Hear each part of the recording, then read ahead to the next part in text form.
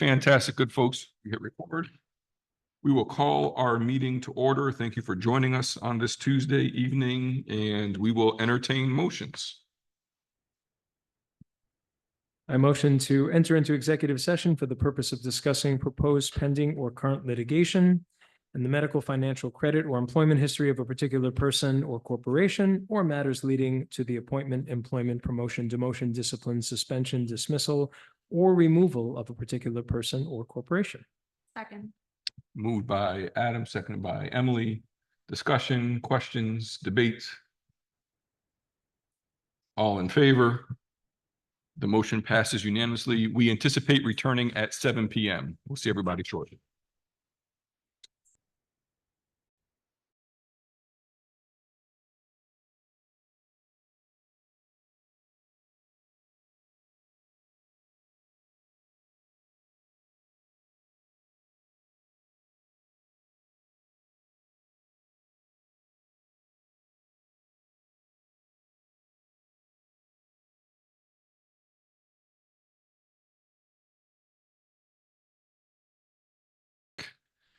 Thank you all for joining us. We're returning from executive session. We will continue on with our agenda. Any modifications to the agenda? Hearing none, we'll continue onward. And that brings us to agenda item 4.1, which is an academic calendar student presentation. And our students here. If you would do us a favor and either come here or to that microphone so people at home could hear. And I believe I sent your presentation to our clerk. And if so willing, would be great if you would introduce yourself so folks know as well.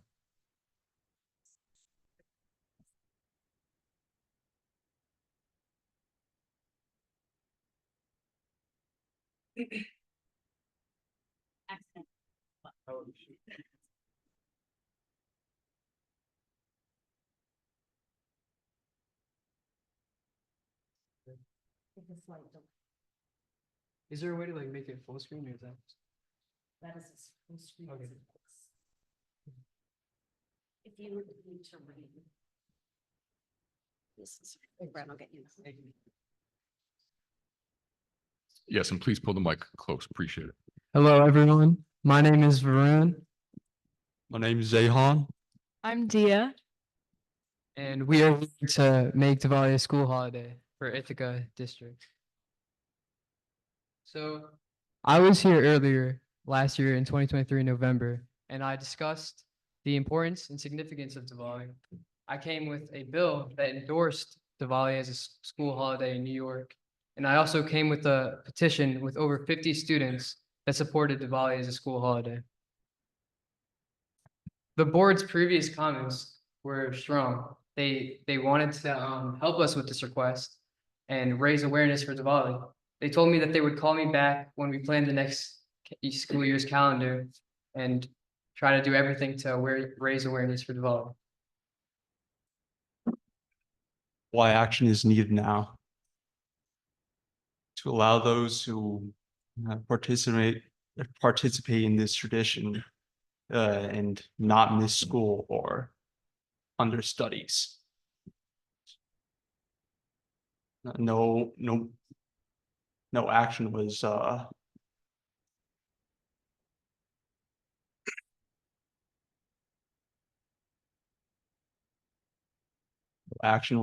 presented right after the last recommendation, and students and families who celebrate Diwali felt overlooked and excluded that the day wasn't shown.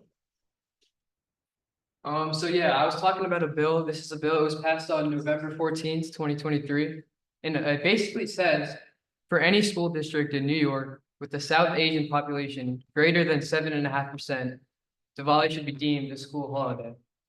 So we did some research and we tried to find the South Asian population in Ithaca. We found out that the Asian population was near 17%, but finding the South Asian population was extremely difficult. Many Ithaca City Township, the clerk, the township office, none of them were able to tell me what the South Asian population was. I felt that kind of odd, because why are they grouping all these people into one Asian group? So, yeah, we were not able to find the exact South Asian population, only the Asian population which was near 17%. So our request to the board moving forward is that the board recognize Diwali as a school holiday in the upcoming academic calendar. That the board guide and assist us in setting up a student committee to gather this data on the South Asian demographic, and that the student council be allowed to work with the newsletter to introduce Diwali information in advance of the festival, and that the board commit to a clear follow-up process, which includes setting a specific date for further discussion and updates on the progress of this request. Thank you for your time and consideration. Thank you. Thank you.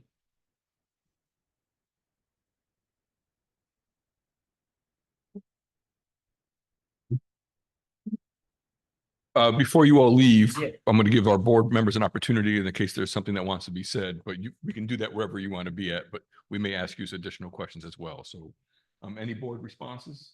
Beyond first, thank you greatly for your return and for your stick-to-itiveness to come back to us as well. I greatly appreciate that. Board colleagues, Dr. Tripp.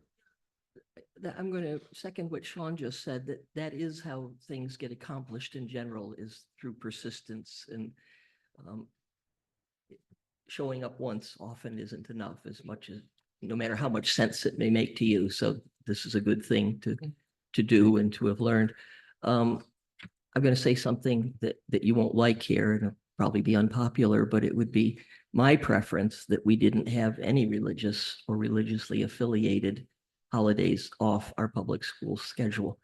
My preference would be that people made use of their legal absences in a way that made sense to them and their families. So I won't be working hard to push this. I certainly encourage you to continue to provide information to other students and to staff through the newsletter or whatever way you have available to do that, because we're all, of course, enriched by cultural diversity and by knowing more about everything, including this holiday. So I applaud your interest in it, and I applaud your wanting to teach people about it. I see that you say that like you don't want any school holidays, but like other religions already have them. So like. we're Yeah, the I only- said if it were up to me, Oh. which of course it's not. Yeah. So many things are. Well, thank you all very much, and thank you for coming back. One correction, not that other religious holidays are identified, is shaded out to state what they are. Just like Diwali is shaded out in our academic calendar and has been since, I was looking back on like prior board notes before I was on the school board, but I remember the discussions that happened at elementary schools where students had recommended that they be recognized, cultural recognition. And that was back, it was a discussion on this board pre my time, May 11, 2021, where Diwali was one of the holidays at that time that was added to the calendar. The bill that you refer to actually states for New York City public schools and what is classified as a school district within New York City.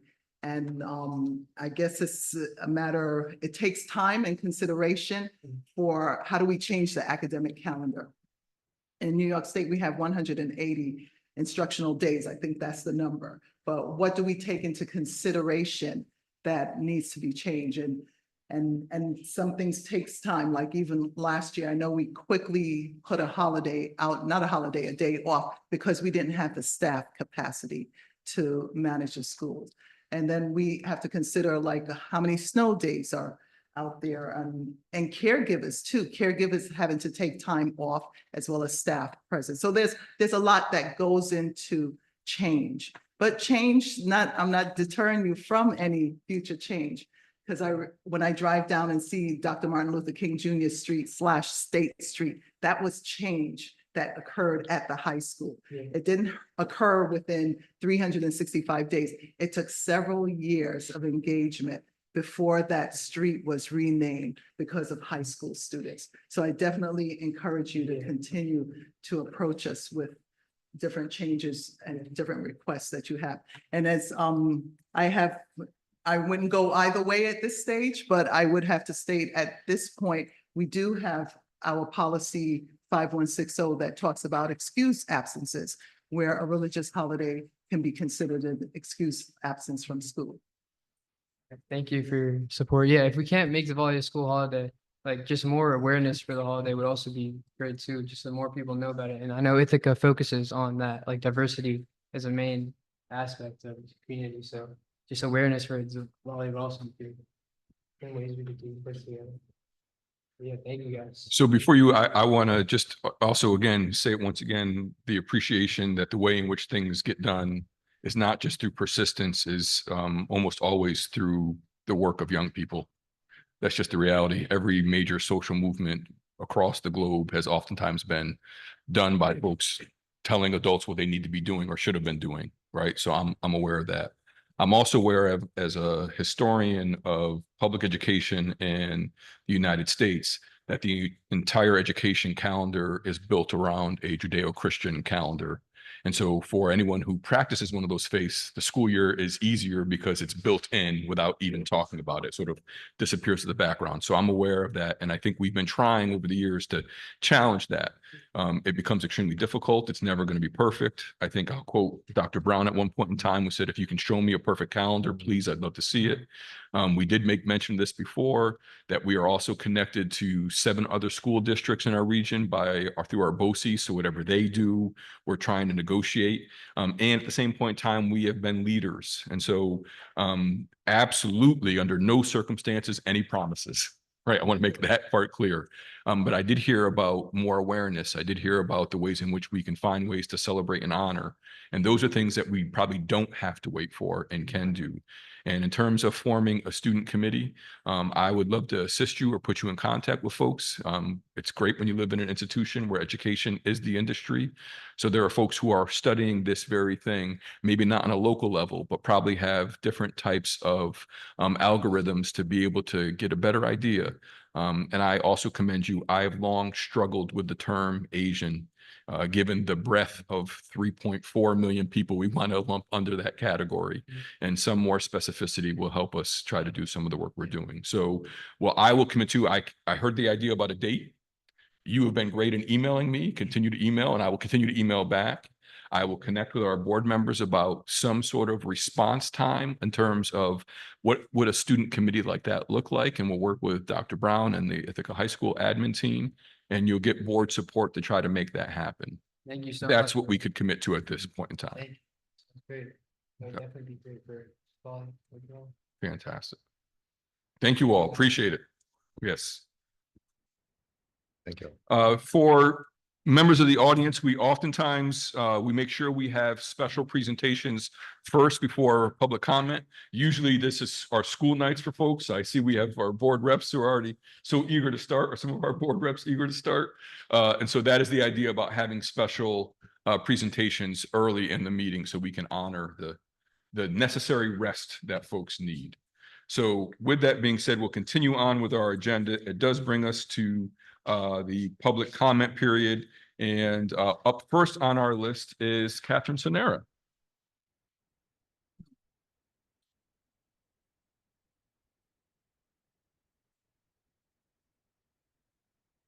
Hello, thank you. Catherine Cernera, President of the Ithaca Teachers Association. And I am here tonight to address, and I just realized I can't use names, to address the board proposal charging the ICSD to seek increased budget contributions from Cornell University. Though some board members voiced concerns about this proposal when it was moved this spring, you all agreed to form a committee to address Cornell's meager contributions to our district and to creatively seek revenue sources that would ease our reliance on individual taxpayers to fund the lion's share of our school budget. As we approach the start of a new school year and start the cycle of discussions for how to provide high-quality education at a price that our taxpayers can afford next year, this committee has not yet met. I am here today to encourage you to form this committee and get to work on addressing this issue quickly. Recovering from a $7 million budget shortfall has made this one of the toughest years in recent memory for the Ithaca City School District. Staff positions at every level of our organization have been lost. Beloved programs have been shuttered. Class sizes are swelling, all because we face an enormous deficit in our budget that simply should not exist. Our school budget vote in May was a message from our community that we cannot bear the cost of funding this district alone.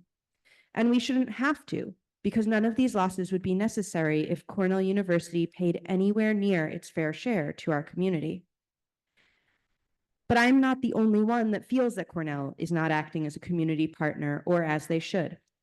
Our mayor, our county legislators, and our representatives to our state government have all recently called for Cornell to step up and use their wealth to aid our community. I've spent the past weeks out on the picket lines with the United Auto Workers who are on strike because Cornell cannot reach an agreement on fair wages for their workers. Even the speakers at the Democratic National Convention last week acknowledged the rampant greed of this university. The will and support of the community to make Cornell pay is here, but it feels like this group is still uncertain about whether we could or should expect more from our neighbors up the hill. I ask you all to seriously consider, how can we not expect more? Why are we the holdout on asking Cornell to pay their fair share? Why are we satisfied with a $650,000 annual voluntary contribution when Cornell occupies 40% of the property in our district? We are no closer to solving our revenue problem until this committee forms and develops a plan to address the Cornell problem we all face. One of the things that I've learned in my training as a union organizer is that even the most well-organized campaign can't be won if the timing isn't right. We need to strike while the iron is hot, and it is scorching right now. This is why I encourage you to urgently address this issue and form this committee now. Thank you.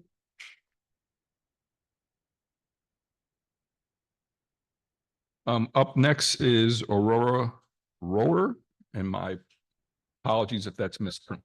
Roger, thank you very much. Who will be joining us virtually. Again, advance apologies.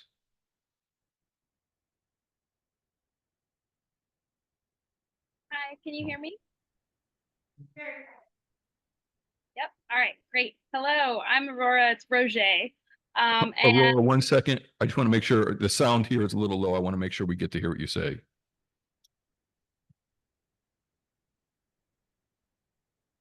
Let's give it one more try and we will listen intently. okay, can you hear me now? I can project a little. Yes. All right. Hi, I'm Aurora Roger. I'm the ITA secretary and I'm a humanities teacher at LACS. And I'm also here to speak in support of the proposal to seek an increase in Cornell's contributions. I'd like to read a quote from Ezra Cornell, founder of Cornell. He said, quote, "My greatest care now is how to spend this large income to do the most good to those who are properly dependent on me, to the poor, and to posterity." And I think we can all agree, Ezra, the time is now, right? We are dependent on Cornell to contribute more to make up for our budget cuts. Our community cannot afford to pay any more taxes. Our teachers cannot take any more cuts to programming, and we need to negotiate a dignified contract this spring. Our students deserve small classes, diverse programs, and all sorts of other things, right? That we really can't give them this year because of our budget problems. So yes, we are dependent on Cornell right now, but you know what? They're also dependent on us. They are not self-sufficient. They do not have schools in their back pocket for their faculty and staff, right? We are the ones educating the students, the children of their professors, right? If they want to recruit big talent to live in Ithaca, they're going to need our schools to be high quality. And beyond their, high-flying talent, many of their employees are currently on strike right now. UAW 2300, as Catherine mentioned, right? They are on strike because they can barely afford to live in this community. And those who can afford to live in this community are forced to work multiple jobs, which means that when we educate their children, they need all the more support from us at school. So Cornell is relying on us in both directions. Why shouldn't we expect them to contribute more? I think this is a really winnable thing. The community wants it. And Cornell recently increased their contributions to the city from $1.6 million to $4 million. And if they paid taxes to the city, they'd pay $33 million. If they paid taxes to the school, they'd owe us even more, $46 million. So I really feel like there's room to grow here. I I really asked the board to start this committee, and I asked that this committee be open not just to board members, but to community members as well. There are so many teachers, students, and caregivers who are passionate about this issue and who would love to contribute their time and energy towards research and organizing. So let's work together to win what we deserve, and let's make Cornell pay.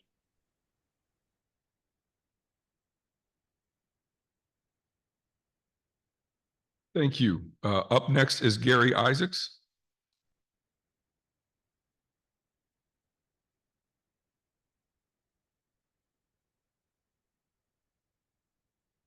Hello, I'm Gary Isaacs. I'm a teacher and a property taxpayer in our community. And I heard that the Board of Education might be setting up a committee to look at initiating a Make Cornell Pay campaign. I'd urge the committee, or I'd urge the board to take up that committee very soon. We know that the recent ICSD education budget stress for our community and thus for our schools stems in part from Cornell taking up almost 50% of the taxable land base in Tompkins County and leaving the rest of us struggling to make up the difference. Cornell is a nonprofit, but it is a private institution with a huge endowment. It's not right that we have to struggle to pay for quality or even basic education services in some instances while they sit in financial comfort. Not even considering fair reciprocation for the burden they shoulder us with. They pride themselves on the quality of education that they offer without thinking about what they are taking away from the education of our community. I strongly urge you to form this committee and work on a solution to this incredibly urgent dilemma. Thanks. Thank you. Up next is Barbara Bergman. As long as we can hear you.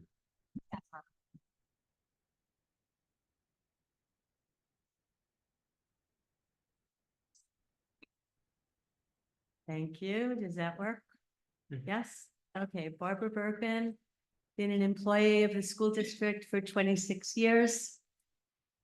Family liaison at Northeast, pre-K family worker for Head Start for 2 years, and 19 years family liaison at the high school. A lot of my job's about communication, so that's where I'm at right now. Last Saturday, I sent an email out to the staff at the high school. Hi all. I was told Thursday afternoon by district admin that the position of family liaison has been cut from the high school. I will probably still be working at the high school, but the family liaison position will no longer exist. Especially since we are less than 2 weeks away from students returning and less than a week from when we return, I wanted you all to know, and I wanted to be the one to tell you, take care, B. And I would just like to read you the responses I got within minutes, within hours. I'm so sorry, Barbara. I'll be happy to see you at the high school, but I'm sorry that we have lost you in this capacity and in such a disrespectful way. Hi, Barb. I'm so sorry to hear that. Will you be working or volunteering? What will be your position? Cutting family liaison position is how our district promotes equity and culture of love, I guess. I'm so sorry they cut this, Barb, as if the need will magically disappear if there is no one to fill it. Can I still give you money to donate to the Wanda Fund in honor of Cass? So sorry, Barb. I wish I was surprised that you were learning this so close to the start of the school year. See you soon. Sorry to hear this, Barb, with a sad face. Thanks for letting us know. I'm so sorry, Barb. That is so unfair and unfortunate for incoming students. Barb, I'm just so sad to read this. I'm very sorry. You have an immeasurable impact on so many. This is a huge loss. Hugs when I see you. Sorry to hear that. Your position is highly valued and appreciated. This is a real loss for our school and community. Barb, I ran through my own gamut of emotions hearing this news. It is so dishonorable for them to cut this position. And 2 weeks before school, I can't think of a more student-facing position. You have truly showed up for students and families to create comfort through your compassion. I know I am not alone in my outrage, but thank you for all you have done. That's terrible, Barb. You've done such wonderful and necessary work for the benefit of students and families who need it the most. Such a short-sighted decision. Central staff could cut one of their own with less harm to students.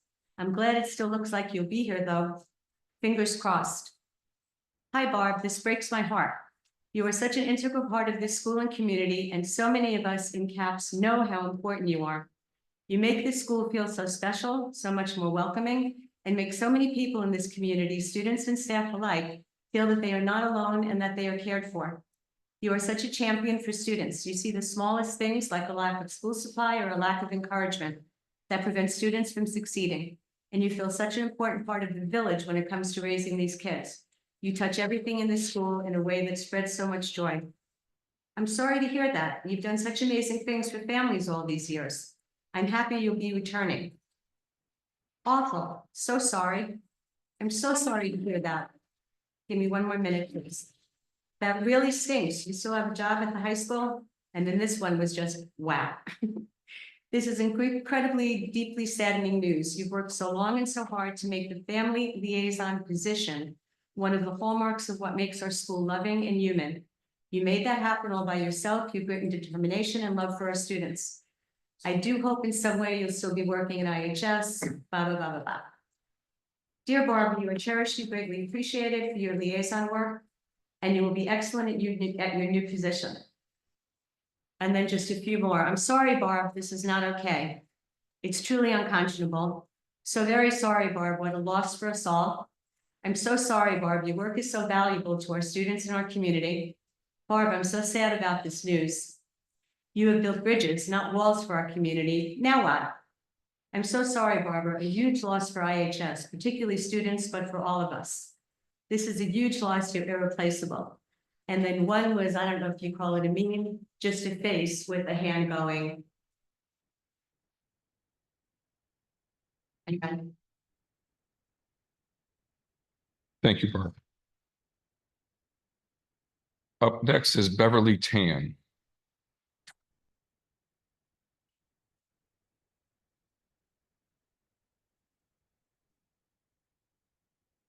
Hi, my name's Beverly Tan. I'm a social studies teacher at Ithaca High School. I'm here today to emphasize how the budget cuts are exacerbating inequities in the school community. How can this board decide to eliminate building subs when even before this decision, teachers were receiving almost daily emails about fail to fills? How can we say we are legally entitled to our prep periods, but then also precious for the sake of doing our part for the functionality of this school to give up what is legally ours? Consider the statistics you've heard from a couple weeks ago. 1,600 student visits to the community closet last year, supported by staff who volunteered their prep time. Now, without building subs, will be even more stretched to cover fail to fills and support arguably necessary school programs. Building subs are essential. Barbara Bergman, our now ex-family liaison, is pivotal to our school culture. She is the reason new teachers like me felt like the school had any semblance of a school culture or community, and the reason why I'm speaking here today. Our district instructional technology specialist's job no longer includes helping teachers with Canvas. Why aren't teachers engaging enough? Why aren't we fun enough for kids? Gives us the tools to do our jobs effectively instead of creating more bureaucracy with tech tickets that get no responses. We have teachers trying to fit 33 students in the classroom that reasonably fits 20, waiting for months for a response from facilities, which they are probably also affected by budget cuts. Why do we have to cram so many students in one room? Because we couldn't hire a much needed new teacher. The social studies building has no AC, and last spring, the temperatures of our classroom were logged and would have been an OSHA violation if we were in office. Yet every year, the big question is why aren't they coming to school? Why do they wander the hallways? Or why do we see all these behavioral issues? Teachers are told that classroom problems are due to not having better relationships with students. How can students focus in overheated, overcrowded classrooms with burnout teachers who have lost their prep periods and have overages? And how can we expect students to succeed without the resources, support, and love that a family liaison would have provided? I'm scared for this school's fate. Even before these budget cuts, we lost 3 out of 4 deans within the school year, and they found jobs elsewhere in the building or district. May I add that 3 of the 4 deans, 3 white, 1 black, it was the 3 white men that were promoted elsewhere in the district, which adds to the conversation about race equity in this district, but I digress. I'm not here to argue logistics or whether there are bigger issues in other buildings. The consequences of your actions are clear right here. I urge the board to question what it means to not only prioritize, but fight for this school. Dr. Brown advocates for a culture of love, and that's what I've been telling my kids all the time. And I beg the board to match their actions to their intentions. I'm not here to antagonize, but to maintain open dialogue, as Dr. Brown book, the call to CARD says, discussion of culture and identity are key to student success. We say all these things: culture, relationship, identity, culturally sustaining, culturally responsive, holistic approach, love, care. The budget cuts are already deeply wounding our community, and the school year hasn't even begun yet. This is just everything that I've kind of come across in the past week. Please, please, please keep the organizational structures in place. Please keep Barbara Bergman so students and teachers can genuinely feel supported, seen, respected, and loved. Thank you.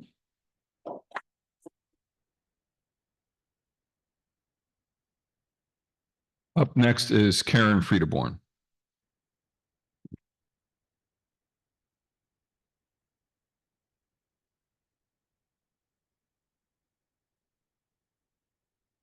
Hello, I'm Karen Friedeborn, and I wanted to talk about the open board seat you have. I know you have several choices of how to deal with that. Most likely either leave it open or appoint somebody to it. And I just wanted to say that the next person who the next most votes was Moira Lang, and she has an incredible amount of experience that you can really utilize right now as a board. And I really encourage you to consider appointing Moira. I don't know if she'll take it, but I would really encourage you to consider that. Thank you for all of our speakers this evening. It is time for board responses.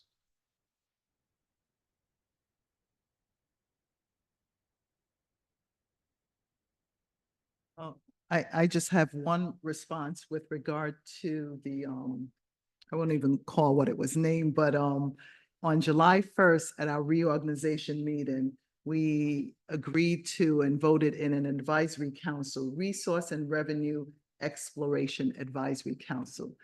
So since July, we haven't met as a board. During the month of July, we didn't meet as a board. Then we started meeting again August 13th and last week and this week. So therefore, the advisory council has been established for the exploration of revenue. It's just going to the next step, which we're breathing in between to get to that next step. And it's not a board and council. It will include other members of the community and administrative staff too. And if I'm wrong, someone can correct me. Oh, that is correct. I hope that's correct, because that's the way I've been thinking about it. And yeah, we didn't get right on that, and I wish we could have, but we didn't meet in July. And we've just had a few meetings in August, and we've had a number of things to deal with. I hope we'll be getting to this soon. I'd certainly like to be a member of the committee, and I've been talking with a number of other people who would like to be involved. So stay tuned. It won't be much longer, and I hope we'll have a committee in place and be having meetings. And we appreciate the advocacy and, keeping it at the top of mind, and we should be addressing it soon.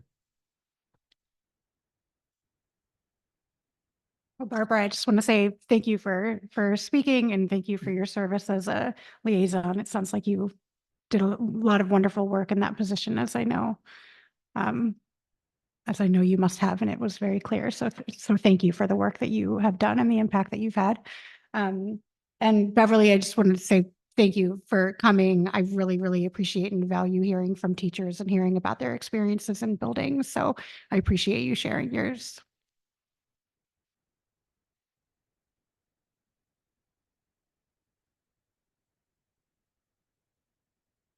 I have my spouse's voice in the back of my ear, which just says, "Don't say anything."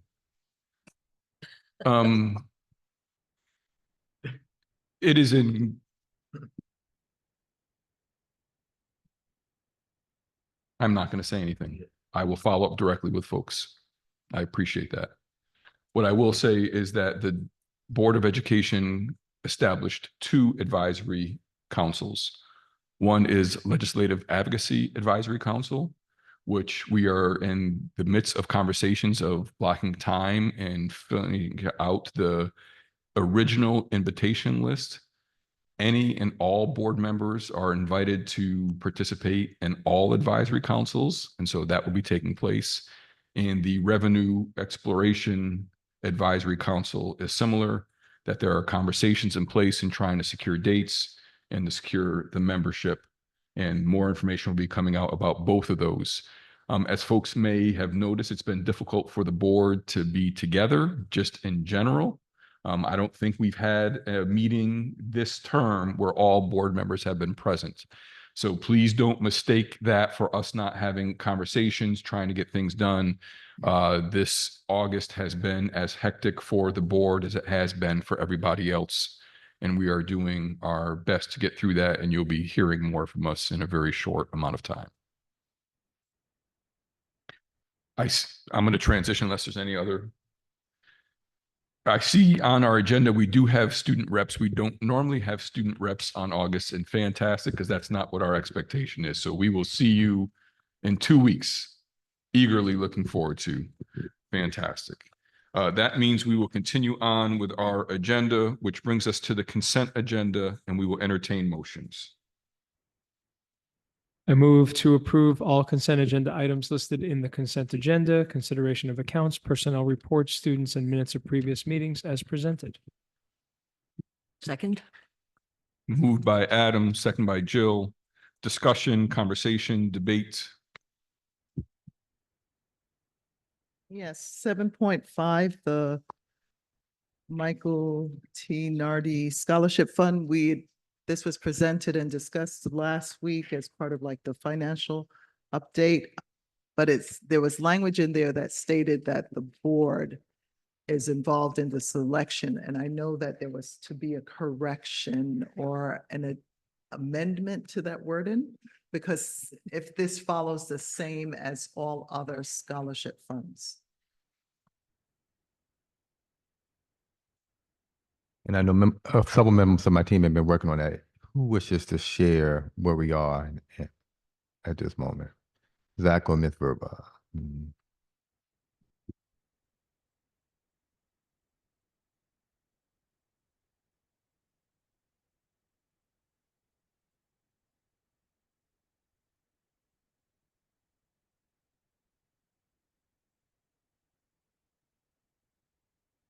Sorry, it took me so long to get down here. Amanda Burba, Chief Operations Officer for the district. So Karen, I know that we had some questions about this scholarship and about the language of other scholarships. I don't have the language of the other scholarships available this evening. I think that's probably something that we could definitely do at a finance committee meeting. I know that this particular scholarship, as we discussed before, there were some legal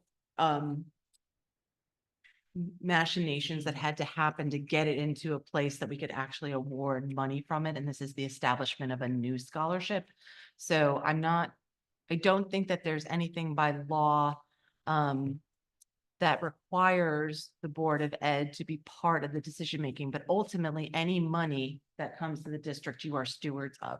So what we can find out, this can be held. We're not awarding any scholarships right now. If this is something that we actually want to put on an official finance committee agenda, we can do so. Just know though that this one is the establishment, and then there's others that are already established, and we can do a thorough review of that.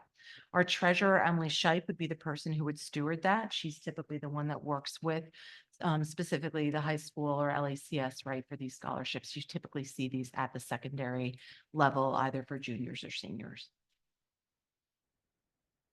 And just for the community's information, the sentence in question is the selection of recipients. And it states the selection of the award shall be at the discretion of the Board of Education in consultation with high school administration and staff. And so that is the question that is being raised, that it be at the discretion of the Board of Education to award this scholarship fund for two graduating seniors. And I think we discussed on that Tuesday night that it is not in any of our experiences that there has been consultation with the Board of Ed and any other of the scholarships. right? And that you're not invited or have a seat at any committee at the high school level to give these. So we wanted to get connection also with the high school team as well, because they would be the ones that would be able to speak to this. So we want Karen, are you looking for an action? Yes, my action is to remove this from the consent agenda and for us to make sure that this is inconsistent with any prior scholarship wording, because since this is the first time I'm seeing a scholarship word document like this. Reaction from board colleagues? Or objections? Would that be a friendly amendment? I know we're not doing strictly by Robert's rules, but we're doing some version. For Adam and Jill, who made the motion, who seconded it, would you find that to be a friendly amendment to the motion? Seems quite friendly to me. Agreed. So then the idea would be what's on the table is the consent agenda with the removal of agenda item 7.5 at this time. Should I move it again? I don't think you have to. Okay. Great. I'm probably wrong. I'm sure I'll get a bunch of emails. I apologize. Oh, geez. I have another issue. Please. 11.5, it seems as if it's appointment of dignity for all students act, DASA coordinators. Dr. Tripp, my apologies. That's in district business. We're going to go through all of those momentarily. Okay, we're missing names was my only Yep. point in that. Okay. Fantastic. We'll get there. And the only thing that I would add, if there's no other comments or questions about the consent agenda, is that for Emily, who's be taking notes, I'll be abstain. If I vote, I'll be abstaining from the vote on the minutes as I was not at that meeting. And probably Garrett would too. So maybe we table those until the next meeting. Is that friendly? Oh, what is that? Which one are we tabling? The minutes. Tabling the minutes because both Garrick and I were not at that meeting. Right, Oh, I see. which they were both. I was at the 20th. I was not at the 13th. 13th and both of them, right. So I'm fine to keep the 20th on the agenda since the rest of us were here. But I would table the 13th until we, Because we need 5 yay votes. correct. Okay. Are we following the process? Yes.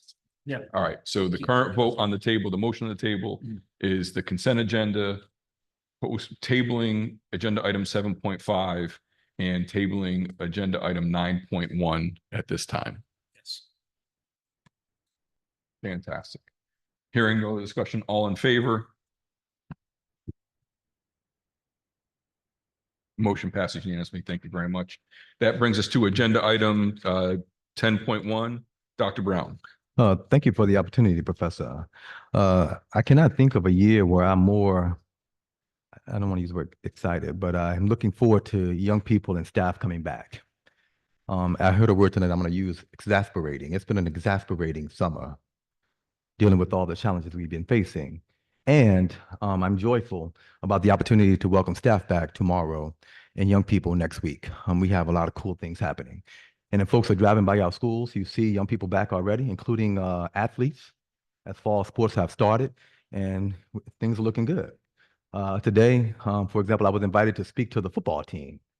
And, you know, the head coach of our football team is a student who sat, not in this room, but in another room, during a public comment session not long ago, Kyrie Brown, who advocated for some things that helped our organization and will be part of his legacy. And now to know that he's our head football coach is pretty cool. As someone we've known since he was pre-K. So I'm excited. And today, you know, he asked me to speak to the football team. And I don't know, please go check out what he's doing. Every day he starts. And when I grew up in football, and we only had 2 sports in my county. It was football and school. All right. That was it. So in the culture around football is to be on time is to be 15 minutes early. And I showed up 15 minutes early because I'm a former football player and everyone else was there too.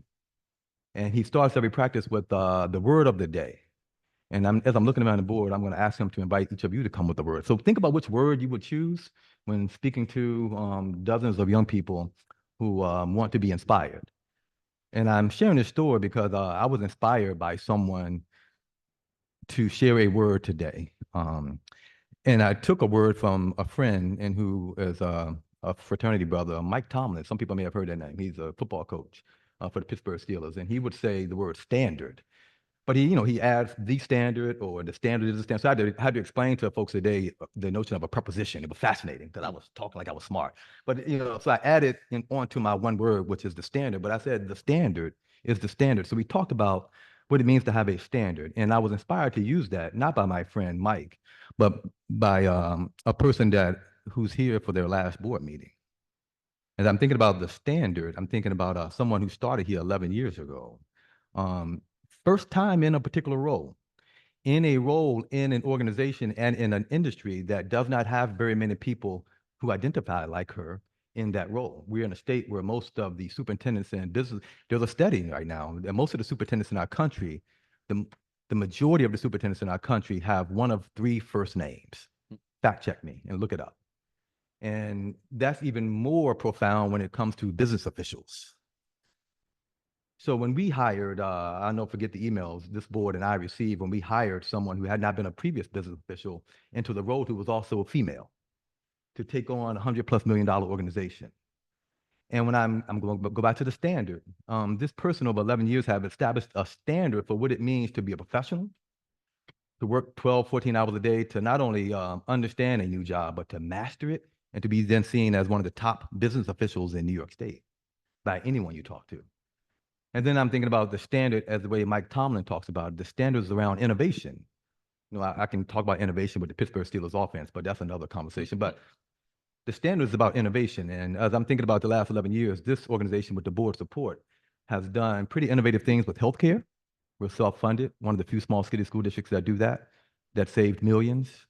We have invested in ways we didn't invest before to the tune of increasing our revenue by millions. We have, before taking on this role, this person in the state, we implemented a new law called the Dignity for All Students Act, and she was then going around the state training folks. So to have a business official be the top trainer for that particular program and new law was pretty innovative, and she did that well too. So I could go on and on if I had more time, but when I think about innovation as part of the standard, this individual exemplified that. And then I've heard the word love come up a lot. And see, love is the struggle. It's not the default. If love was the default in schools or organizations, I wouldn't have to talk about it all the time. So we got to define what we mean by love. We talk about patience. We talk about kindness. We talk about a commitment to the work. And I've seen that with the 14-hour days. And when people are coming, calling you out your name, as my mama would say, challenging you, saying nasty things, and you always respond with a smile and grace. See, there's not a person in this county, and she worked all over the county before moving into this role, that would say they didn't have an interaction with Amanda Verber in which she didn't smile and respond with grace and professionalism every single time. So as I think about the standard is the standard, I'm thinking about a person who's spending her last board meeting with us. And I was inspired by you as I was talking to young people, because I hope young people and adults are watching you, how you model the work and the standard. And then I'll finish with this, I promise, Professor. My first day on the job, a community member, an elder that you and I both know, it was my first appointment. And at that appointment, that elder said to me, Louvel, I don't know if you're going to be here a year or 20 years, but please know this about our community. We expect excellence, but we rarely recognize it. So I'm going to try to recognize it every time I see it. And when I see excellence, I'm going to say I see it because you're excellent. And I'm going to always remember the standard is standard by the way you carried yourself for 11 years. Amanda Verber, we love you, and we wish you well as you transition to a new opportunity. Thank you.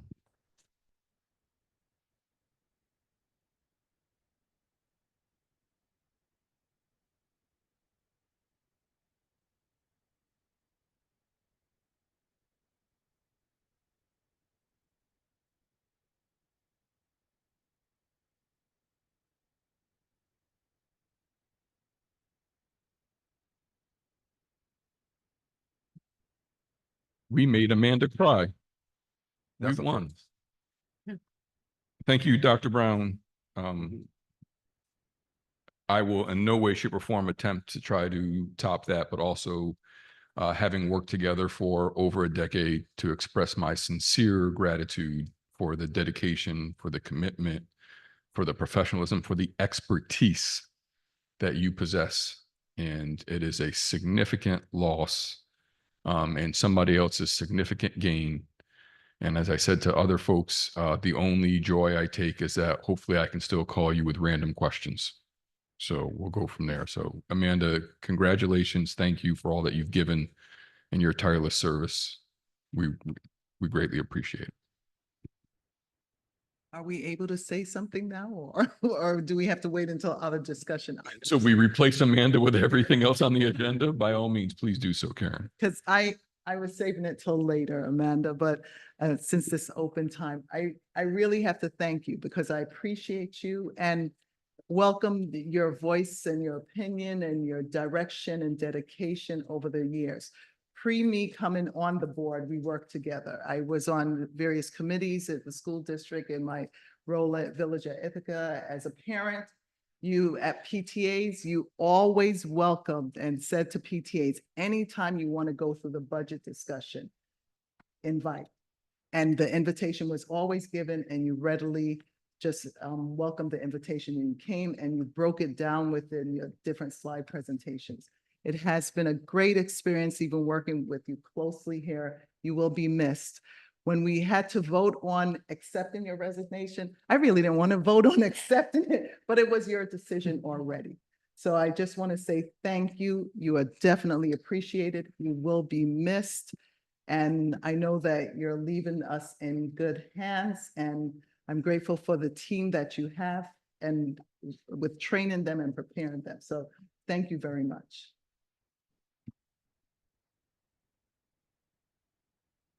Well, no other better transition to then replace Amanda on all of the things that we voted on during the reorganization meeting. So the first number of items in our school business are relatively, usually somewhat pro forma, but we should go through each one just to make sure that we're all on the same page, if that works for the board. And so we'll start with agenda item 11.1, appointment of tax collector. Motion to appoint District Treasurer Emily Shipe as tax collector of the Ithaca City School District, Ithaca, New York for the 2024-2025 fiscal year. Second. Moved by Jill, second by Adam. Discussion, debate, questions. Question, Emily was voted in at the reorg meeting as deputy tax collector. What happens now with that position? Yeah, there's a technical answer to this, and I'm going to refer to Amanda. I don't know who I'm going to call down when you're gone, Amanda.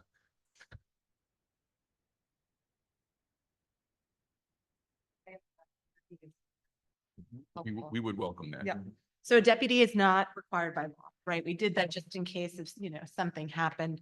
I think that as roles are shifting and we're, sort of looking at the work guided by, Zach and Mary and Bob and Dan and Dr. Brown and the team, right?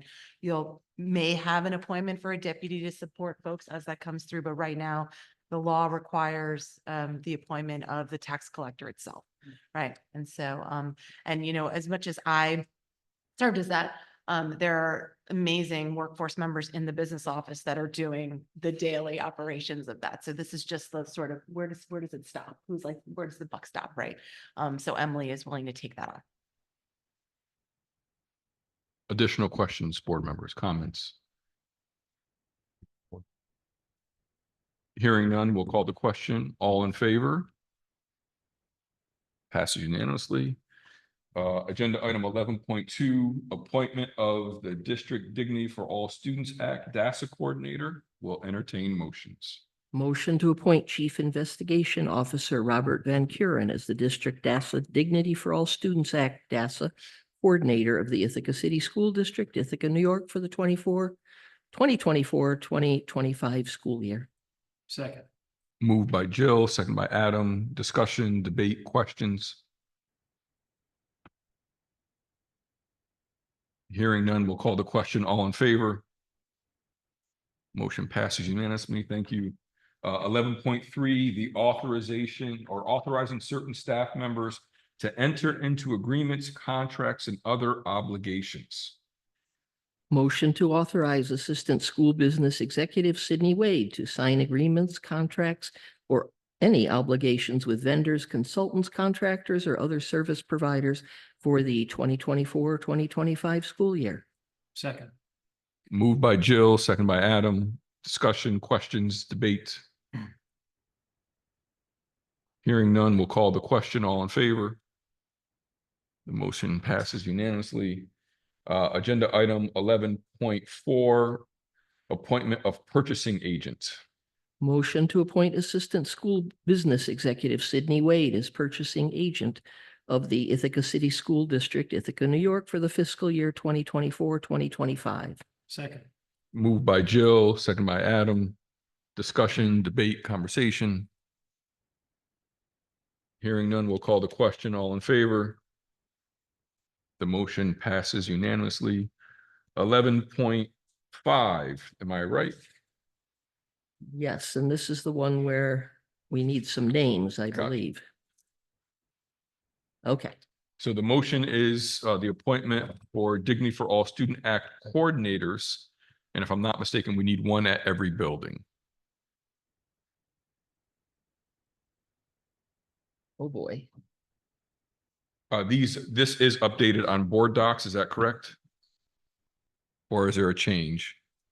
The only change was changing the district one to Robert Van Kuren. Gotcha. Everything else is the same as it was. So let's entertain motions and then get to the conversations we have.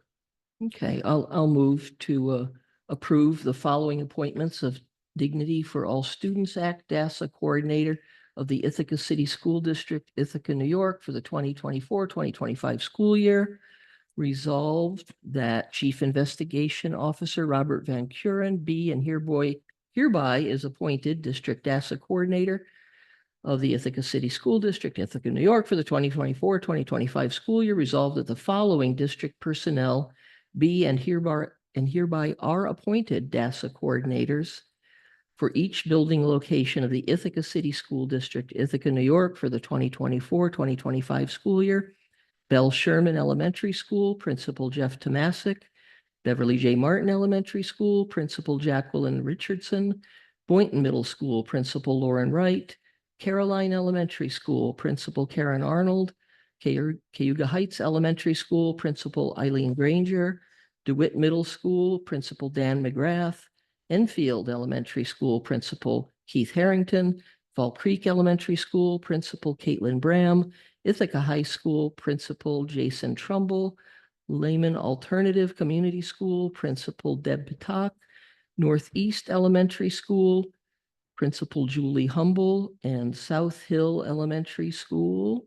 Let's see, his name is hidden here and I've forgotten it. Principal Arthur Brown, thank you. Second. Moved by Jill, second by Adam. Question, debate, discussion. Jill, did your questions get answered with the listing of the names? Yes. Any other questions or conversation? Well, I had a question. Yep. This was on the July 1st reorg meeting. I was trying to locate it, but we didn't have the names at that time? or- No, they were, it was a whole resolution, but But- Amanda's name at the top. Okay. So it's All right. so no. reestablishing. Mr. Van. Thank you.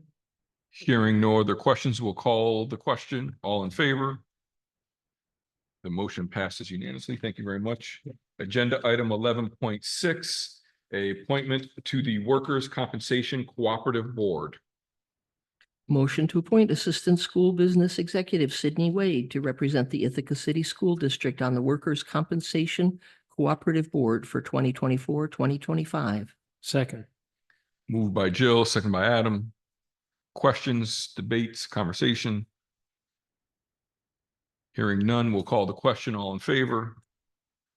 Motion passes unanimously. Thank you very much. 11.8, nope. My apologies, 11.7. Motion authorizing certain staff members to sign agreements, et cetera, for the school lunch program.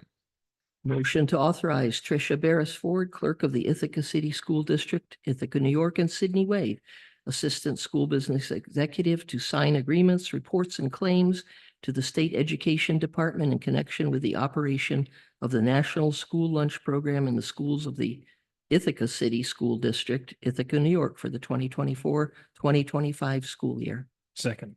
Moved by Jill, second by Adam. Question, conversation, debate. Hearing none, we'll call the question. All in favor? Motion passes. 11.8, the authorization of certification of payrolls. Motion to authorize Chief Investigations Officer Robert Van Kuren and/or Assistant School Business Executive Sydney Wade to certify all payrolls prepared on behalf of the Ithaca City School District, Ithaca, New York, for the 2024-2025 fiscal year. Second. Moved by Jill, second by Adam. Question, conversation, debate. My question is there a reason why we have two folks listed? Yes, because you want people to get paid on time if someone's on vacation. Great answer. Thank you.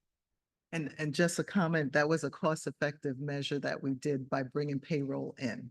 That is correct. Yes, it used to be housed at BOCES under the CBO, and we run payroll with 2 staff people and a part-time supervisor in-house. And this year, I think that transition, again, a credit to the team. I'm looking at Catherine specifically, really, really responsive, prepared, fantastic team that we have. Great, thank you. Hearing no other questions, we'll call the question. All in favor? The motion passes. Thank you very much. 11.9, authorization to invest funds. Motion to delegate the authority to invest school district monies to Emily Shipe, the treasurer, in accordance with sections 604-A and 723-A of the education law and any other pertinent regulations. Second. Moved by Jill, second by Adam. Question, conversation, discussion.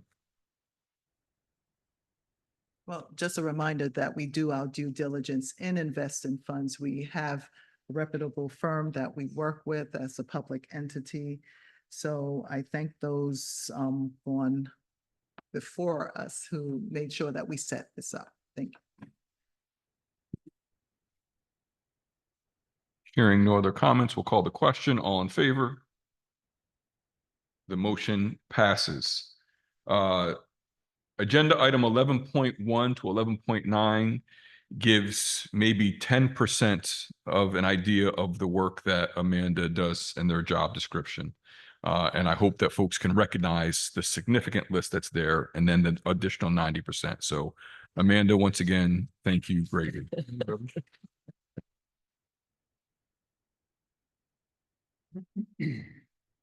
Agenda item 11.10 is something that we should discuss. And I sent Amanda away too early, just so you can answer from there, Amanda. My understanding is that the school district is required only to have a single committee, which is the audit committee. And with that audit committee, there is an expectation that there would be 2 community members that serve on the audit committee. Do I have that information correct? That is my understanding. You definitely want to have community members that are beyond the board, right? Because that is the committee that really all the financials, the internal financials, right? The check warrants all the time, specific grant fundings that we receive, and even anything that's chosen by the district, anything from monitoring of overtime to the way we use technology to the way that we look at all of our resources and have a catalog of those. The audit committee is important to have that community input. And we received some questions about the audit committee and the way in which the district operates its audit. And my apologies to get you off on a technical question, but could you just describe the audit process for folks so everyone has an understanding briefly? Sure. There's a couple of different types of audits. The one that we're going through right now is the financial, right? The fiscal audit. And that is the one that you close your books on June 30th. right? And then all through the summer, you're making sure that your entries, right, and your journal entries, both on your revenue side and then your expenditure side, right, you have all of that cleaned up and that everything aligns with the laws. We follow general municipal law. We also have every year, there are new additions to those laws, so different reporting requirements to be transparent to the community. So things in the past have been the way that we report health insurance for our retirees is one example. The way that we record our leases, such as anything from technology like our copiers, right, or any other leases that we have. All of those requirements we have to keep up to date. We work with an auditing firm that every couple of years we do an RFP, a request for proposals, right, for that. And every school district and municipality in the state is required to do this. Once that audit is done, our due date is October 15th. That is submitted to a number of portals, both to the New York Department of Budget as well as the New York State Comptroller's Office. And so those reports are readily available. We do also get audited by the State Comptroller's Office. I will say the word regularly, but their regularly is not annually, right? When I was here the first couple of years, I think we had 3 or 4 in a row the first couple of years. Everything from the way that we did our tax cap calculation to the way that we financed our buses or not finance, we don't finance our buses, but put in for aid, transportation aid for those buses. We then do also an audit, which currently we use Questar 3 BOCES, and that we do a risk management analysis. We get that every single year around just sort of the different aspects of our operations, as well as a particular topic of interest that the board determines. We've done, I think the latest one that we did, I want to say, I want to say it was something about maybe technology or athletics. Those are just a couple off the top of my head. And then finally, at the audit meetings, we also have an internal auditor that every single week, right, our claims auditor takes a look at every purchase order, every purchase that person is going through and looking at to ensure that a purchase order was created, that the invoice is attached, that the payment is paid in full, that we received the materials, right? That we didn't, that we followed the contract if it's part of a bargaining agreement. So that is also audited every single week. And that also includes an independent agency to help us with our audit as well. Correct. Yes, we used to use BOCES services for that. We now have an outside entity to do that. So thank you greatly. I think that is extremely important for our community to realize the various steps of checks and balances that happen both locally and at the state level and as an outside agency who's completing our audit. Those are some of the things that the audit committee does, meets quarterly to have these conversations, to engage. But I think in particular, giving some of the conversations that have come my way, folks should be very should feel content to know that there are multiple audits and multiple checks and balances, and all that information is available publicly. So thank you very much. What that means, board members, is we need to identify 2 community board members. This is something that we can table for this evening, though we would need to move quickly to make this happen. I don't believe we have names here that I'm aware of, right? That's correct. We've had some brief conversation during our agenda setting with board officers, but have not had a chance to have a conversation as a board. It's something that we can discuss now. We can discuss later and come up with names and put names forward at the next meeting. But we will need to identify 2 community members in the very near future to serve on the audit committee. And there's one person that I have in mind, but I will hold that for the appropriate time. So the prior community members, are they willing to serve, or have we reached out to them? Or they reach out to us and have clearly indicated that they have completed their time of service. And if there's interest in the community, folks who are listening tonight, can they reach out to the board clerk? I would please welcome people to reach out to the board clerk, and maybe that's the best place to start if folks have interest. We can also utilize our networks and have some conversations with folks. We can have more than 2 community members. Last year, we had 3 community members serve on the audit committee. along with board members. And like any board committee, all board members are invited and encouraged to attend all committee meetings. So that's where we find ourselves.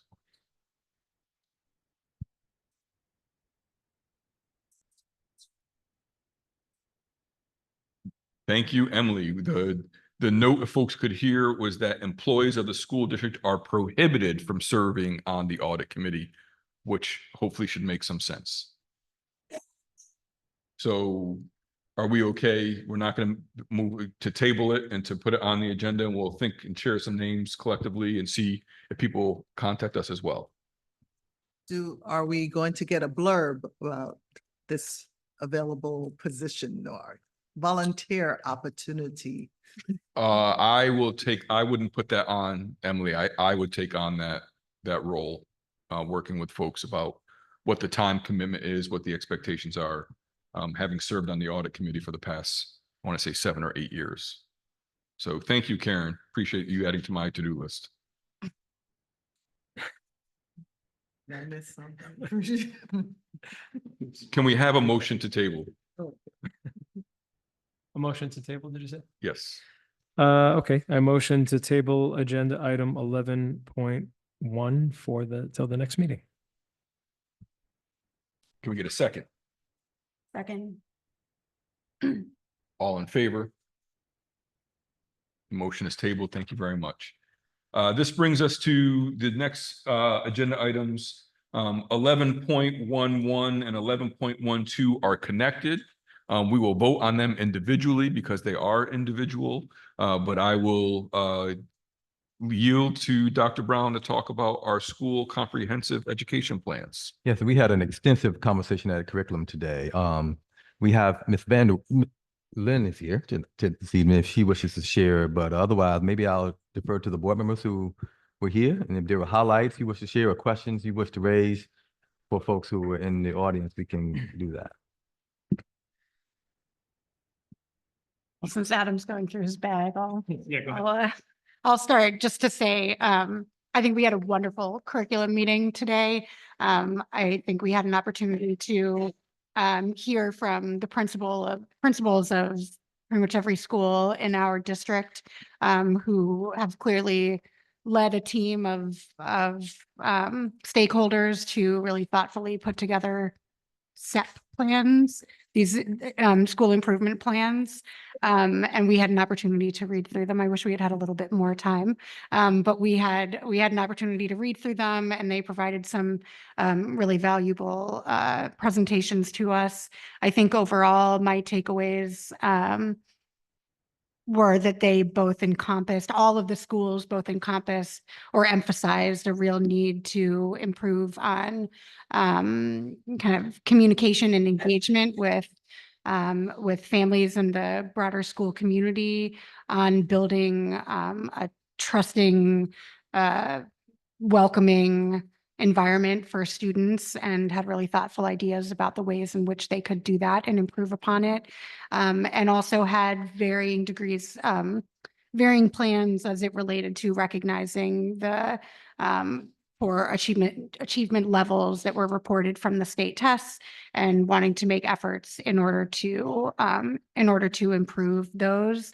And a lot of them were thinking about ways to either improve instruction overall through different methods of teaching, and also to identify ways both during the school day and after school to engage students with more remedial coursework, or helping them in kind of study halls or lunch bunches, or other ways in order for them to work with students who were still struggling academically and may need additional help.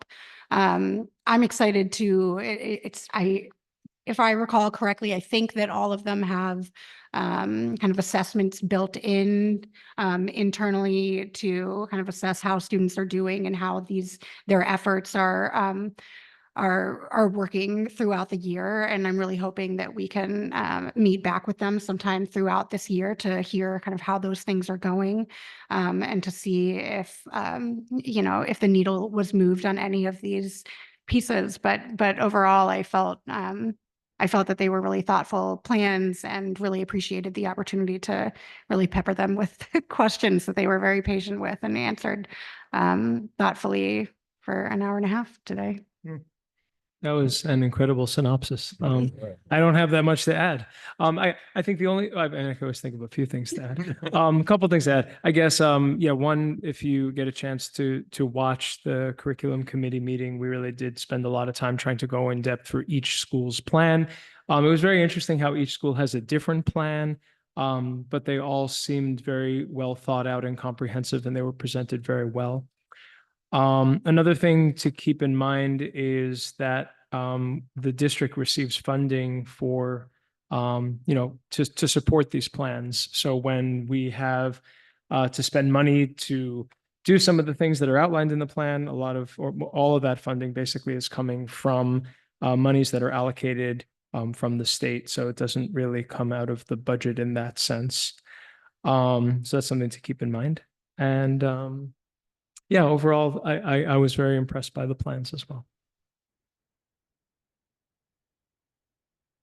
Additional board comments, questions, piece of information? Yes, Dr. Tripp. If people were interested in looking at these plans, they could see the presentation we saw at curriculum by going online and looking at the curriculum committee meeting, but would this also be posted somewhere on the district website for people to look at? Yes, it's already currently posted in board docs for this meeting for folks who want to see both the 4 schools that have been identified as well as the district plan. I am quite certain that we'll be updating our website from last year, which includes last year's plans as well as progress reports and metrics. So Lynn, if that is you updating that, it's a phenomenal webpage, or to all the folks who are helping to make that take place, significant amounts of information.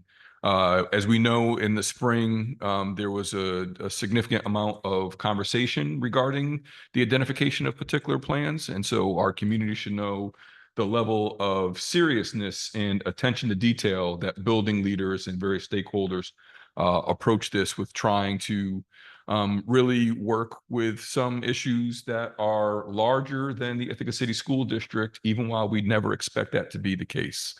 And just one example would be schools that are being cited for chronic absenteeism.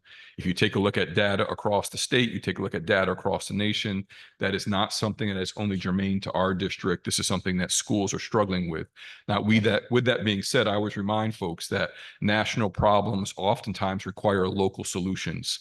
And so while that may be something that's taking place across the nation, we have to find our own solution for our young people and our educators in our district. And so these plans begin to give great detail about what will be approaches to making that happen.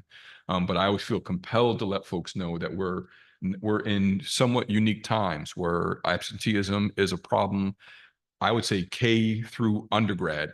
That's been my experience. It's not just at the K through 12 level.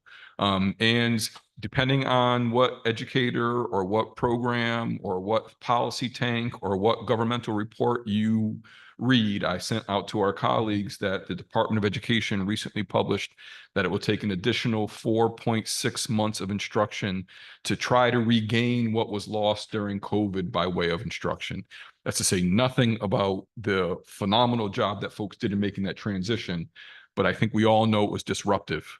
It was disruptive educationally. And so we are working diligently, and I believe high impact teaching, was that some of the phrases that were being used, right? So I would recommend that folks go take a look. But to answer Dr. Tripp's question directly, yes, you can find it on board docs. Yes, you can find it by just Googling the Ithaca City School District website. You can find these plans, or you can write to various board or district education leaders, and they will share them.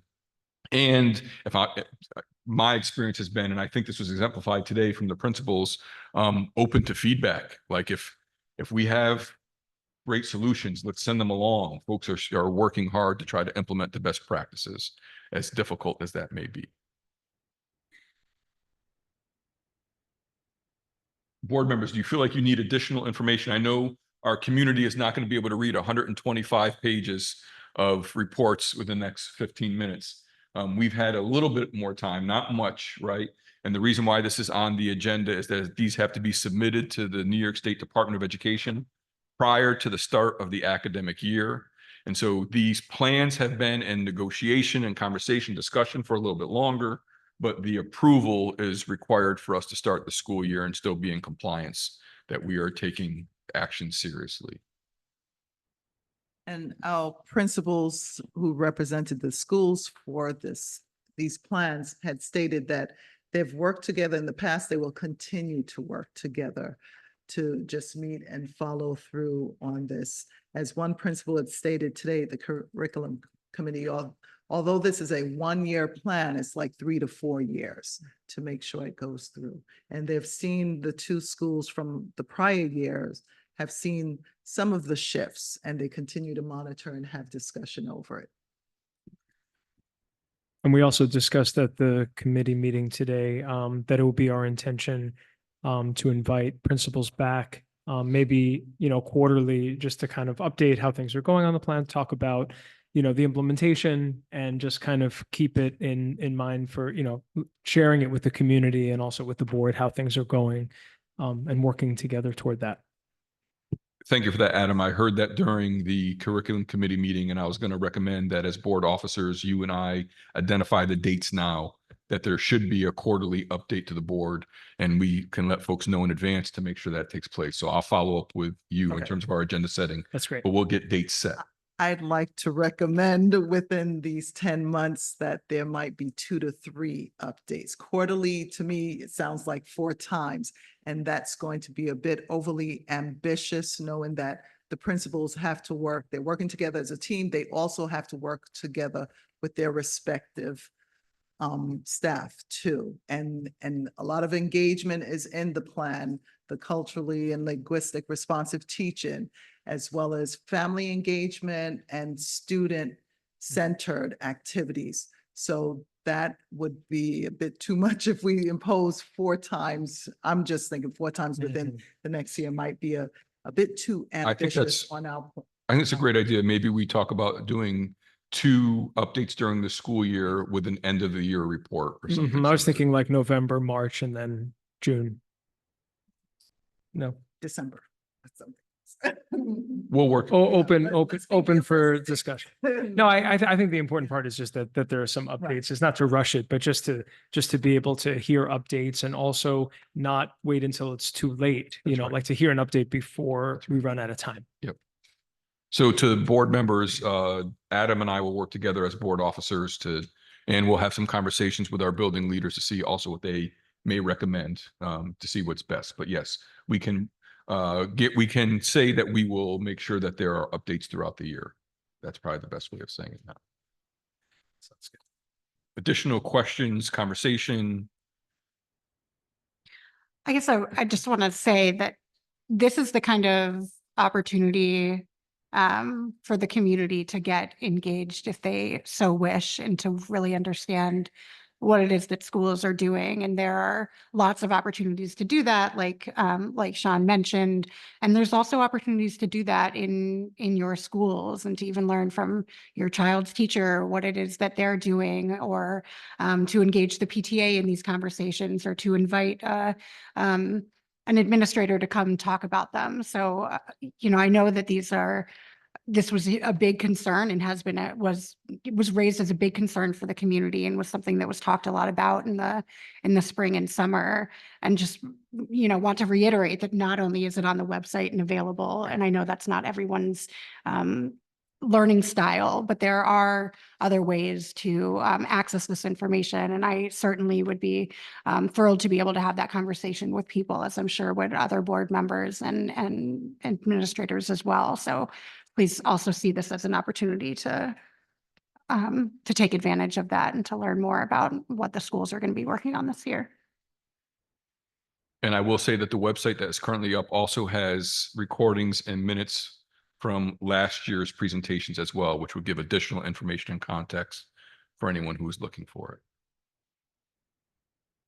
So how are we feeling, board members? Should we entertain motions? So we will entertain a motion for 11.11. Motion to approve the school comprehensive education plans, SCEP, for Beverly J. Martin Elementary School, Enfield Elementary School, Boynton Middle School and DeWitt Middle School for the 2024-2025 academic year. Second. Moved by Jill, seconded by Adam.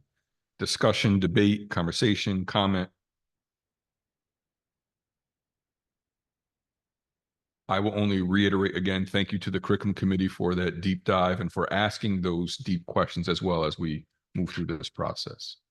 So hearing no other comment, we'll call the question. All in favor? The motion passes unanimously. That brings us to 11.2, the District Comprehensive Improvement Plan. We'll entertain motions. Motion to approve the Ithaca City School District Comprehensive Improvement Plan, DCIP, for the 2024-2025 academic year. Second. Moved by Jill, seconded by Adam. Question, debate, conversation, comment. Hearing none, we'll call the question. All in favor? The motion passes. Thank you to all the folks who participated in those plans, and we're sending extremely good vibes as we try to implement what's taking place. So thank you very much. This brings us to agenda item 11.13, which is board vacancy discussion. As many folks know, the board had a resignation, which leaves us with 8 board members. The board has, by law, 3 options that it could undertake. One would be to hold a special election to complete the remainder of the resignee's term. Just as a factual piece of information, last time we ran these numbers, most recently, it's between $35,000 and $40,000 to hold a special election. The board could choose to leave the seat vacant and continue with 8 board members until May of 2025 election, or the board can appoint a 9th board member to serve until May of 2025. So if there were to be an appointment, it would be a 1-year appointment, and then there would be 4 board members elected in the May election, which would most likely happen no matter what. So what we're doing now is having an open discussion to see what the board wants, what the board wishes are, how we're thinking about how best to proceed. And so this is not a voting item. This is on for discussion item only. And so we are here to discuss, and the floor is open, board members. Tonight is a very good example why we need a 9-person board. We have 6 individuals here. This is an 8-person board at the moment, but I'm in favor of us definitely filling this position now. Reason being, because of all the work that needs to be done and the various committees or councils and advisory councils that people need to participate on. One of the options is a special election. I'm not in favor of a special election because that is not utilizing the funds well. To do a 3rd election, as I would say, because we already had 2. There was a public comment earlier about going next in line. And I think that's the way to go, because if we look back at the votes for next in line would be, if the individual is interested, that would be an individual that had some knowledge of the board. On this board currently, the majority of us are under 3 years, knowledge-wise. No, the majority of us, because there are 2 over that, right? So it would benefit us to get in someone, even if it's for the next X number of months until May's election. And as the numbers had it, it was Moira Lang who was next in line, and that's if the person is interested in serving.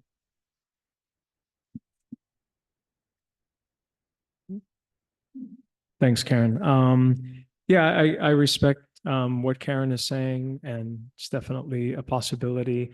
I kind of have a different perspective. Personally, I think I would like to see the person or all the people who are on the board being elected by the community. And I do agree that there's a lot of work to be done. But I would prefer to keep it an 8-person board.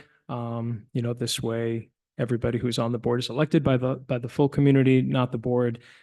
I would also have a question about, about who we would choose as a board, and I think there might be different perspectives. I wonder if we would agree on the person, the eight of us. So that's my perspective.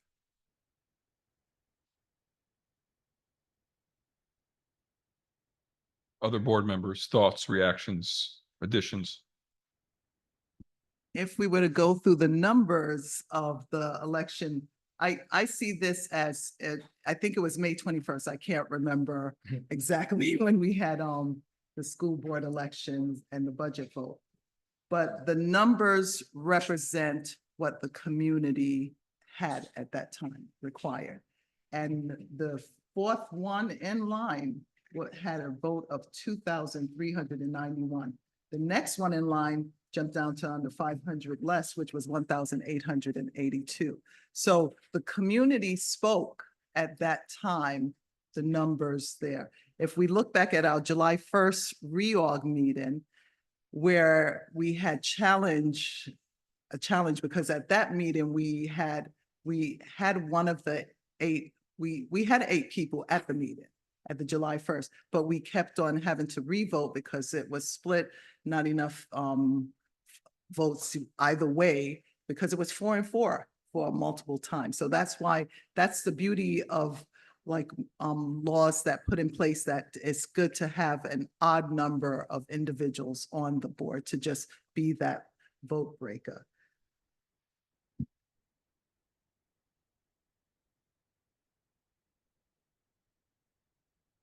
Emily, Dr. Tripp, yep, Garrick. Yeah, I'm opposed to a special election just because of my innate frugality. So as to whether we operate with 8 or go with an appointed member, I share Adam's concern about our ability to agree on a 9th member, and I would like that obviously to be unanimous. So I would probably come down on the side of continuing with 8, as awkward as that might be at times. I know we're not voting, but I'm just letting you know my feelings. Garrick or Emily, would you like to add your thoughts? Well, I think I want to pre-speak, but I think we may have consensus that an election is not, you're not in. Okay. So I think we can eliminate an election. I think Ms. Yearwood makes an excellent point that there's a reason why boards have odd numbers. I think to move forward with an even number of board members is to just put ourselves at risk of continual impasse. So then the question is, if you agree it should be an odd number so we don't have impasses, it's a question of how to get to an odd number. Unless there's a resignation I don't know about, subtracting one more member is not an option. So adding one is the only one left. And then how do we add? I guess the question I'd say is, we had a resignation, was it last month? Had the resignation occurred a few months earlier, it would have been resolved by going to the community and saying we have one more position to fill. The election would have filled that with the person with the next most number of votes. So I guess I don't really understand why we wouldn't follow I don't see, and I'm welcome to hear others' views, but I don't see why we wouldn't follow the process now that we would have followed had the resignation occurred just a month or 2 earlier. Well, I mean, that would have opened the opportunity for other candidates to join. Just put that out there, that, if there was a fourth opening, it's not necessarily the case that we would have had the same pool. It might have drawn more people into the election, knowing that there was an extra seat. And I'd also just add that I think, I understand the thing about the tiebreaker and the odd and the even, but like tonight, we voted on many things. There were 6 of us. We were unanimously 6-0. Anyway, I think it's possible to operate functionally with an even number. Although it's a good point that in certain situations, it's nice to have a tiebreaker. I have to say, I disagree with what you said about if we had it, as Garrett had said, a month earlier. We know it wouldn't have opened up to additional because we would have been beyond the deadline for someone to run for the board. That's a whole law process. Like, if it happened, because that person, whomever else would have put their name into the, as a candidate would have to have given notice prior to that.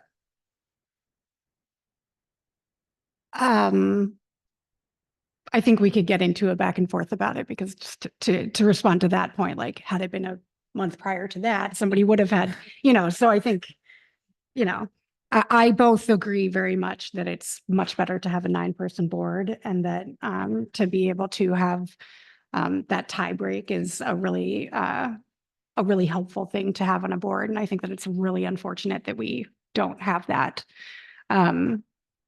And I also think that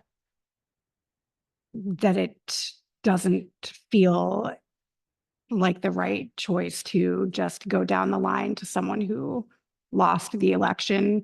And there's always a shoulda, which it's not a shoulda, coulda, woulda, but things could have been different depending on when the board member had resigned and all of those other things. So I think that looking for a 9th board member that could that we would all agree on, I think is definitely worth pursuing. I think that that would be the best outcome, but I do have concerns about just going down a list to someone who wasn't elected to the board. But who received community nominations. And I hear what you're saying, and the whole unanimous discussion, to me, unanimously, we didn't decide to be here together, right?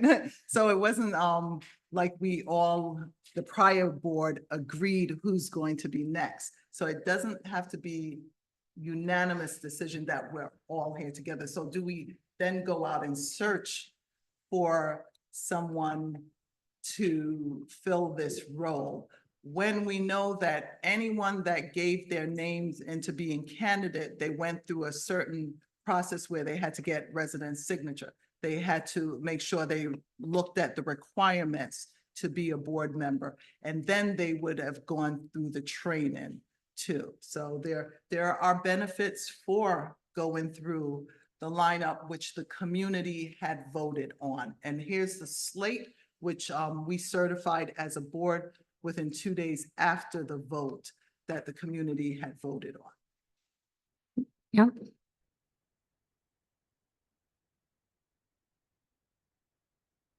I will just say from a personal standpoint, and I have not made a decision, we're not voting today anyway, but while it's better, I think, to have an odd number, I think that there is something to say for pushing us to actually have more debate and dialogue and conversation. To your point about at the reorg meeting, we continued to have those conversations. We were forced to do that. And in the end, we actually had quite a majority.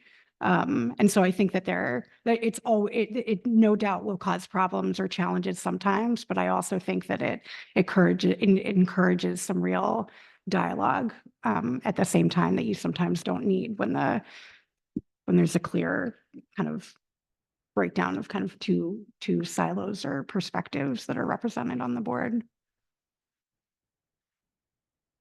So my memory is faded. We had 3 openings at the last election. There were 7 candidates. Can one of you who doesn't support just going to the next highest number of votes explain to me, had we had an election with 4 openings, we would have taken the top 4 vote getters. How would that have been different than an election where we had 3 openings and the top 3 vote getters got it? I mean, you seem to be suggesting that there's something undemocratic about taking the 4th, or something somehow unequitable. Maybe I'm using the wrong word, but there's something unequitable about taking the 4th highest vote getter. But that's exactly what we would have done had we known that there were 4 openings. So I guess I don't quite understand the concern.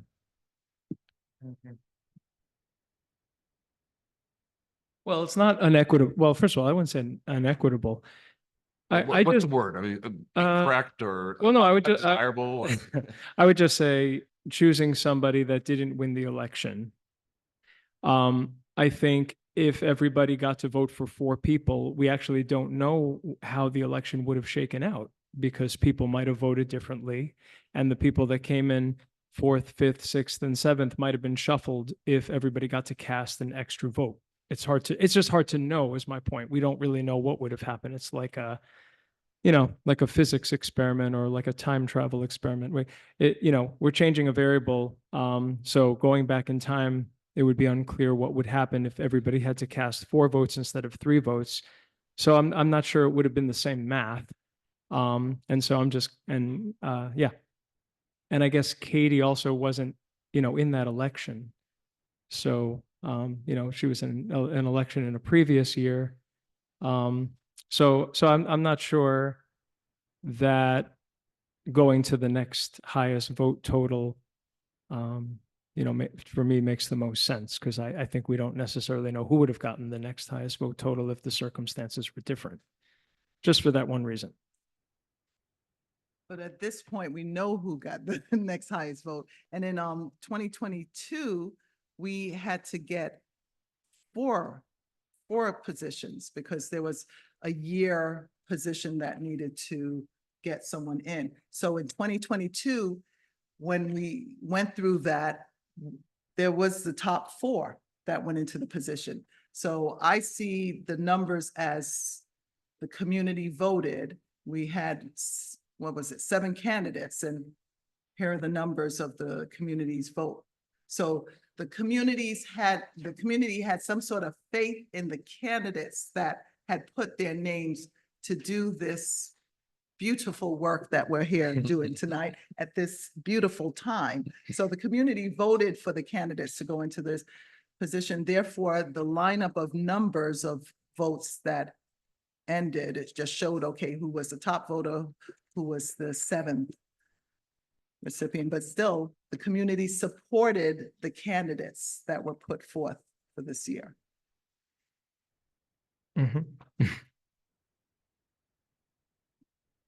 I'll add just so we don't continue going round and round, and we'll try to see if we can't find a path forward.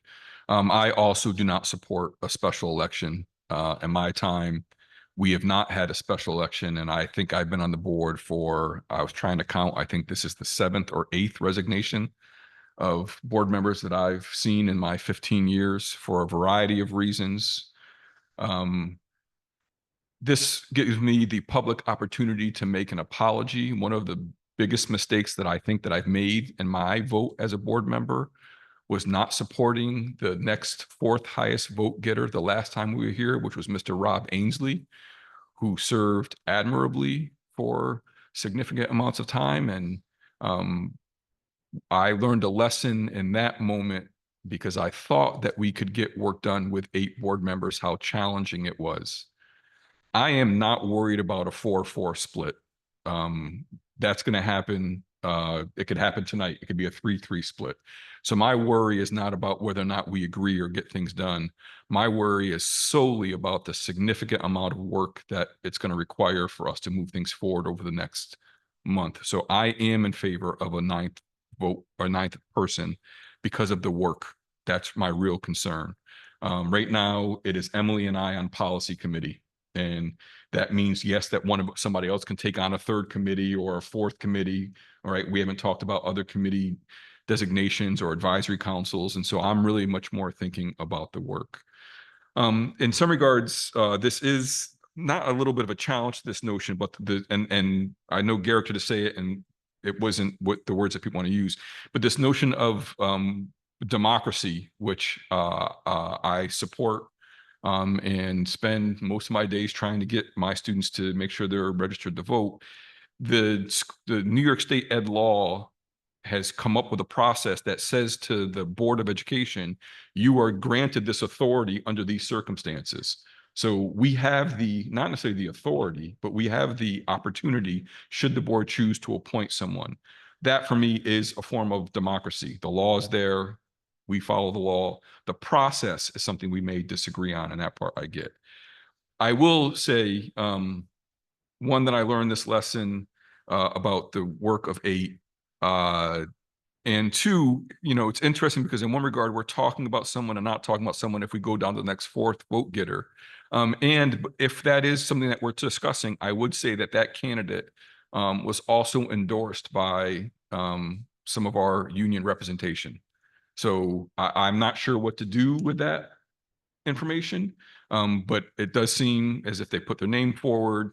They received an endorsement from a major participant in the major participant, and some can say in our district. And so that has some influence for me. But I'm interested in how we come to this conversation. It's clear that we probably will not come to a consensus. But the question is, can we find a path forward? And even having this conversation with 2 board members not here, is something that I'm paying attention to as well. So it probably is something that we put on for another agenda, not to repeat all the questions, but to give the 2 board members who are not here an opportunity to weigh in and see if we can find a path forward, whatever that looks like. I will agree to Garrick. I think we unanimously think that a special election is not the best use of taxpayer dollars at this moment.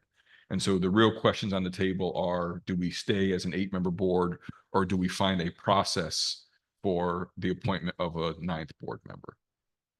To that end, a path forward, a quick path forward would be to have a resolution at our next voting meeting saying the board approves the appointment, and then people can either vote yes or no on it. In that way, we only have 2 choices. We'll have. Understood. So Yeah. Dr. Tripp, just so I'm making sure that I'm hearing this correctly, would that resolution be a name or simply the idea that we are moving forward with trying to appoint a 9th board member? And it could include the process of appointing a 9th board member by looking at the next highest and then next highest and next highest vote Understood. totals. So to actually have a resolution, now that we've had this conversation, if we want to get clarity, if we want to move this forward, to put a resolution forward, and if it passes, that's what we're doing. And if it doesn't pass, then we stay where we're at. Is Yep. that what I'm hearing? I think that takes care of it. Yeah. Thoughts for other board members? I want to make sure everyone. Good idea. Yeah, and to we're not putting a name. Right. We're looking at the list at the Process. last time. Yep. Yeah. You mean whether we will appoint or not appoint, and then later come up with the name? Well, No, because we'd follow the process of the next highest vote getter. that would be the motion that That would would be be put the forward. process for appointing someone. If the resolution is Then- voted, they vote no, yeah or no. But do we agree that if we're gonna appoint somebody, it's going to be the next highest vote getter? I would assume when I'm hearing Dr. Tripp say, please don't let me put words in your mouth, because I'm trying to put words in your mouth, right? That would be the point of the resolution, that if there was a majority of the vote, then yes, that would be the process. If it was not a majority of the vote, then we would consider something else or move forward, put a new motion Yeah. forward, or stay as 8 board members. But I do think I'm appreciative of the idea, like, let's not just discuss and debate. Right. Let's put a motion forward and see where we land, whatever that Yeah. motion may be. And it behooves the 2 people who are not here tonight to acquaint themselves with the issue and be ready to vote. Is there general consensus about making that the next step, or enough that we should consider that and we can work on the wording or share the wording around and proceed from there? Yes, Would it be appropriate to ask the person that is the next vote getter whether this is even a worthy debate? Like if that person is not interested, this Then is we'll all go kind to of next. moot. Well, the thing is, this resolution is stating the next vote getter. So once the resolution is passed. we Oh, go so if the blind first person ask- declined, so that's that's a important thing to note. So it wouldn't necessarily even be the next person, but it could be the next person or the next person. or the Okay. next person. Or the next person or the next person or the next person. And eventually we find someone. Yeah, all the people that just. Or we stay at 8. I mean, I think that's the idea. So if there's no real objection, I'll work with Adam and with Emily to craft the language resolution and We can share it in advance to see what edits there may be, but I agree putting a motion on the table to vote on will help us keep moving. As we know, we have significant work to do coming up soon.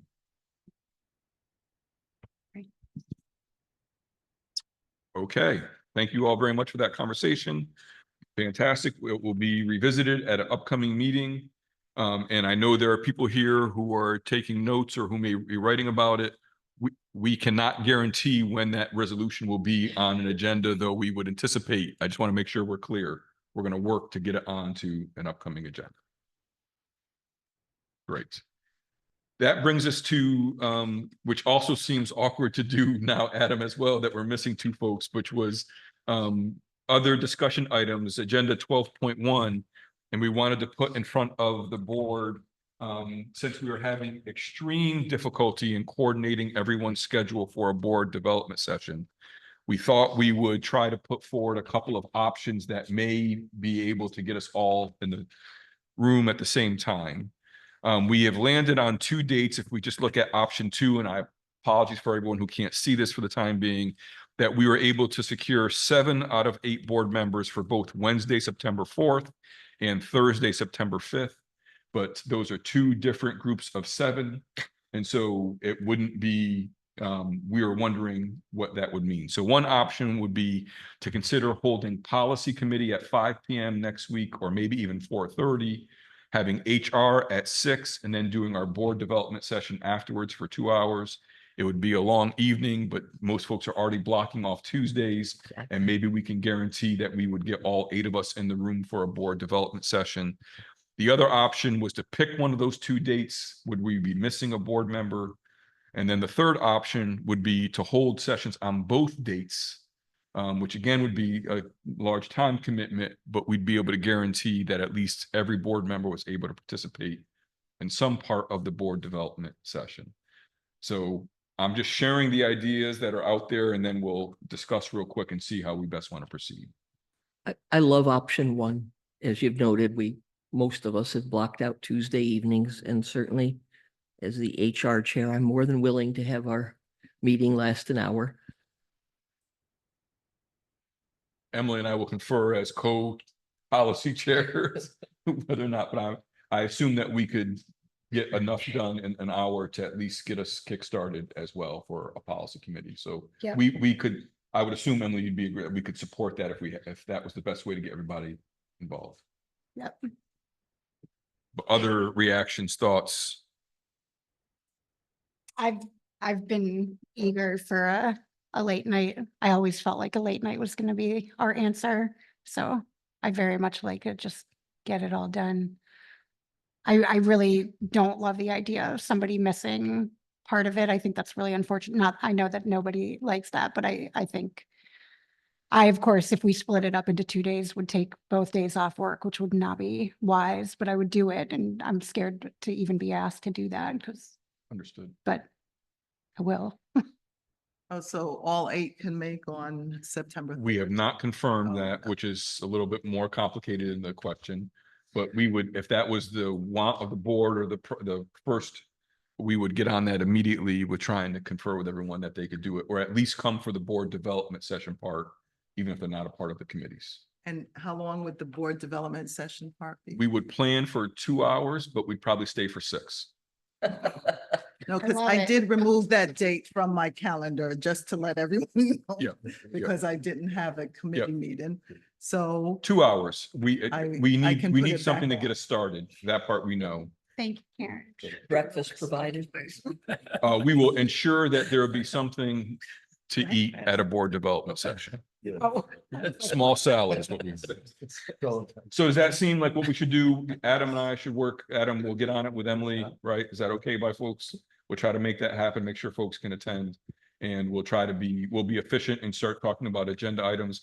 I would like board members and the community to know that this will not be the only board development session. There is a good deal of things that the board has to work through, particularly as I believe at some point in time, someone pointed out to me that 4 of our board members have just over 1 year experience or less.